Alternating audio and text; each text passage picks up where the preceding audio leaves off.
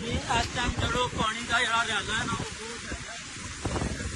लोगों को फड़न की इजाजत नहीं है आर्मी जड़ियां इस गल तो बहुत है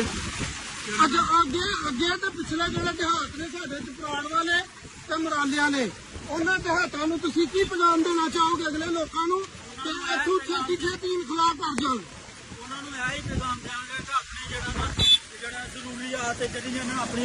ਚੁੱਕ ਕੇ ਮਕਬੂਲ ਜਗ੍ਹਾ ਤੇ ਜਾਣਾ ਮੁਕਲਮਾ ਤੇ ਮੁੰਤਕਿਲ ਹੋਣ ਦਾ ਅਲਾਟ ਜਾਰੀ ਕਰ ਦਿੱਤਾ ਗਿਆ ਬਜਵਾ ਤੇ ਲੋਕਾਂ ਨੂੰ ਕਹਿਣ ਦਾ ਮਕਸਦ ਹੈ ਕਿ ਜਿੰਨੇ ਵੀ ਲੋਕ ਨੇ ਉਹਨਾਂ ਦੇ ਜ਼ਰੂਰੀਆਤ ਜਿਹੜੀਆਂ ਚੀਜ਼ਾਂ ਨੇ ਉਹ ਚੁੱਕ ਕੇ ਤੇ ਸੇਫ ਜਗ੍ਹਾ ਤੇ ਤੁਰ ਜਾਣ ਕਿਉਂਕਿ ਸਲਾਬੀ ਦਾ ਇਲਾਕੇ ਦਾ ਬਹੁਤ ਜ਼ਿਆਦਾ ਆਉਣ ਦਾ ਅੱਛਾ ਖਤਰਾ ਹੈ ਭਾਜੀ ਇੱਥੇ ਬੱਦਲ ਇੰਜ ਗਰਜ ਰਹੇ ਨੇ ਯਕੀਨ ਮੰਨੋ ਉਹ ਆ ਰਿਹਾ ਸਾਨੂੰ ਪੁਲ ਤੇ ਖੜੇ ਹੋ ਕੇ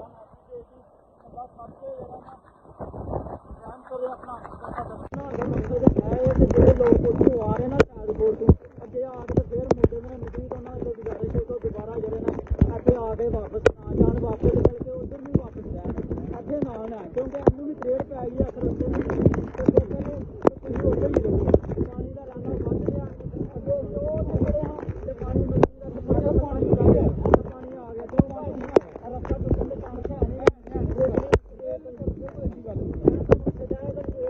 ਨਹੀਂ ਦੁਬਾਰਾ ਆਉਂਦੇ ਨਾ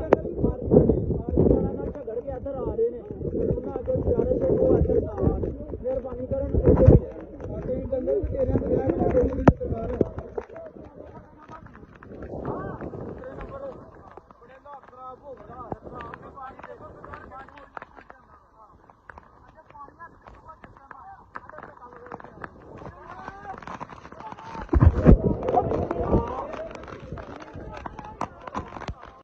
ਦੋਸਤੋ ਮੈਂ ਹੁਣ ਜਿਹੜਾ ਮੈਂ ਇਸ ਟਾਈਮ ਸ਼ਾਹਪੁਰ ਵਾਲੇ ਪੁਲ ਤੇ ਆ ਗਿਆ ਵਾਂ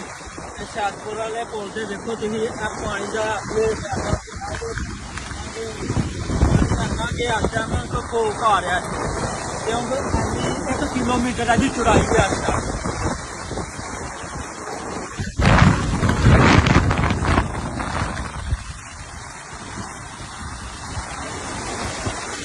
ਪਾਣੀ ਦਾ ਜਿਹੜਾ ਜ਼ੋਰ ਹੈ ਨਾ ਇੰਨਾ ਕਿ ਬੰਦੇ ਨੂੰ ਇੱਕ ਵਾਰੀ ਪਤਾ ਲੱਗਦਾ ਕਿ ਪਾਣੀ ਦਾ ਜ਼ੋਰ ਹੈ ਜਿਹੜਾ ਪਾਣੀ ਦਾ ਜਿਹੜਾ ਸੰਨ 2014 ਦੇ ਸਲਾਬ ਆਇਆ ਸੀ ਨਾ